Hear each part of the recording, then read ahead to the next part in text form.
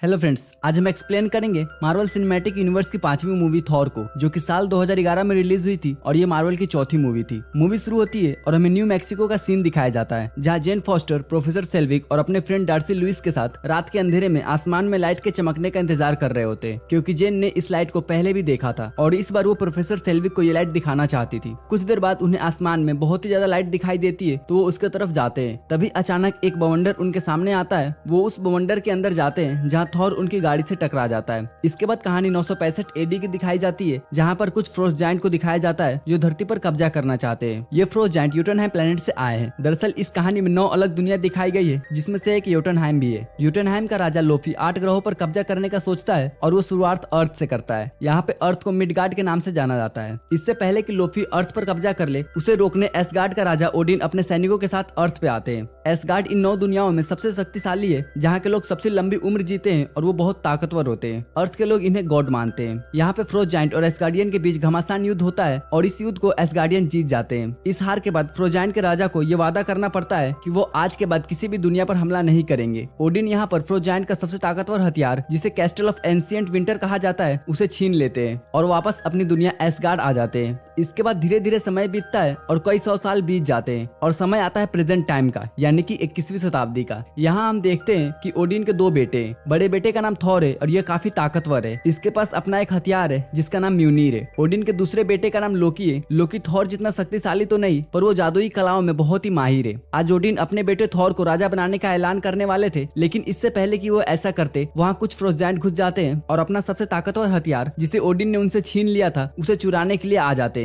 पर वो इसे चुरा नहीं पाते, क्योंकि यहाँ पर बहुत बड़ा रक्षक होता है जिसका नाम होता है डिस्ट्रॉयर। वो सारे फ्रोस्ट जायंट को मार देता है। फिर यहाँ पर ओडिन, थॉर और लोकी आते हैं। यहाँ थॉर फ्रोस्ट जायंट की इस हरकत से बहुत गुस्सा हो जाता है। वो अपने पिता को यूटनहाइम पर हमला करने के लिए बोलता है, लेकिन ओडिन शांति समझौते की वजह से कुछ नहीं करते। इस बात से थॉर काफी गुस्सा था। तभी लोकी उसे यूटनहाइम पर हमला करने के लिए उकसाता है। जिसके बाद थॉर अपने 4 दोस्त और लोकी के साथ यूटनहाइम जाते हैं, जहाँ पर ये लोग कई राक्षस को मारते हैं, लेकिन आखिरी में ये इस लड़ाई में कमजोर पड़ जाते हैं। तभी वहाँ पर ओडिन पहुँचते हैं और वो सभी को वहाँ से बचाकर एसगार्ड ले आते हैं। थॉर की इस हरकत की वजह से यूटनहाइम और एसगार्ड का शांति समझौता टूट चुका था, इसीलिए ओडिन उससे बहुत नाराज हो जाते हैं। वो थॉर से उसकी शक्तियां और म्यूनीर छीन लेते हैं और फिर ओडिन म्यूनीर पर एक जादुई मंत्र मारते हैं, जिससे कि उस हथौड़े को सिर्फ वही उठा सकता है जो कि इसके लायक हो, और जो कोई भी उस हथौड़े के काबिल होगा उसके अंदर थॉर की पावर्स आ जाएगी। फिर ओडिन, थॉर और उस हथौड़े को धरती पर फेंक देते हैं। थॉर को धरती पर गिरते हुए इस मूवी की शुरुआत में दिखाया गया था, जहाँ पर वो जेन फॉस्टर की गाड़ी से टकराता है। जेन एक एस्ट्रोफिजिसिस्ट यानी कि अंतरिक्ष वैज्ञानिक है। जेन के लिए ये घटना काफी बड़ी थी, क्योंकि इस खोज से उसका नाम बहुत ऊंचा हो सकता था। इसीलिए वो थॉर को अपने साथ रखती है और उससे बहुत सवाल जवाब करती है।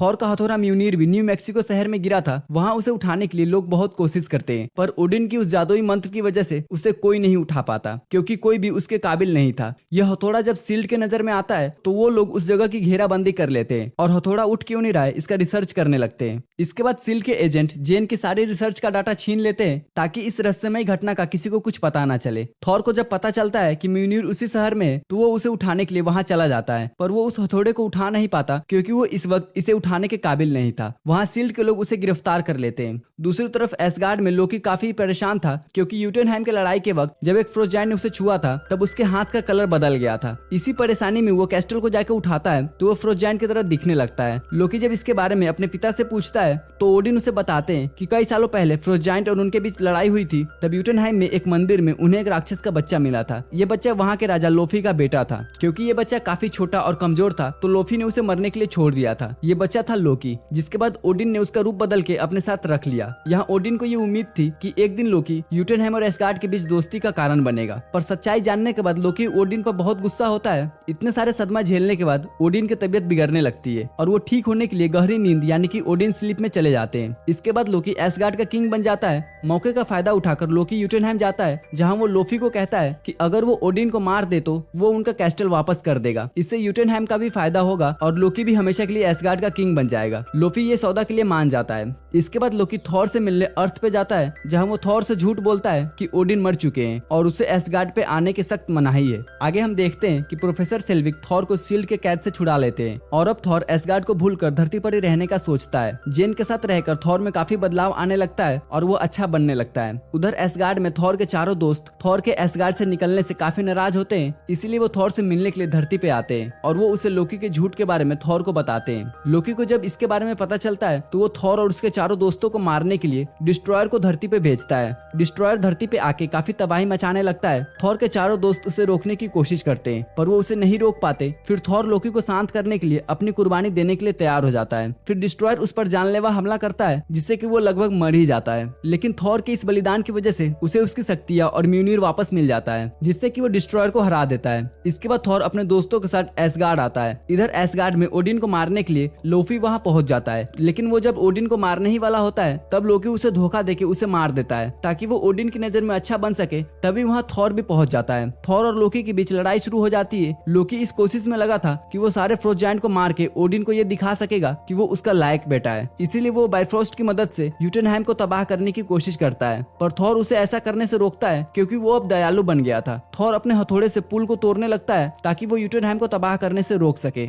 और जब पुल टूट जाता है तो थॉर और लोकी पाताल में गिरने लगते हैं। तभी ओडिन आके उन्हें पकड़ लेते हैं। लोकी की इस हरकत की वजह से ओडिन खुश नहीं होते तो लोकी को काफी तकलीफ होती है और वो पाताल में गिर जाता है। इसके बाद हम देखते हैं कि एसगार्ड में सब कुछ नॉर्मल हो जाता है और ओडिन थॉर को राजा बनाने के लिए तैयार हो जाते हैं, पर थॉर खुद इसके लिए मना कर देता है, ये कह के कि वो अभी इसके लिए तैयार नहीं है। मूवी के पोस्ट क्रेडिट सीन में प्रोफेसर सेल्विक को शील्ड के एक फैसिलिटी में लाया जाता है जहां उनकी मुलाकात होती है निक फ्यूरी से। निक सेल्विक को टेसरेक्ट के ऊपर स्टडी करने के लिए बोलते हैं। तभी वहां मिरर में हमें लोकी दिखाई देता है। वो प्रोफेसर सेल्विक को अपने वश में करके इस काम के लिए हाँ बुलवाता है। इसका मतलब लोकी अभी तक मरा नहीं है और उसने अभी तक हार नहीं मानी है। लोकी आगे क्या करने वाला है वो द एवेंजर्स मूवी में दिखाया गया है। सो फ्रेंड्स, ये थी थॉर मूवी की एक्सप्लेनेशन वीडियो। अगर आपको ये वीडियो पसंद आई हो तो प्लीज वीडियो को लाइक करके चैनल को सब्सक्राइब कर ले। तो फिर मिलते हैं आपसे अगले किसी वीडियो में, तब तक के लिए गुड बाय।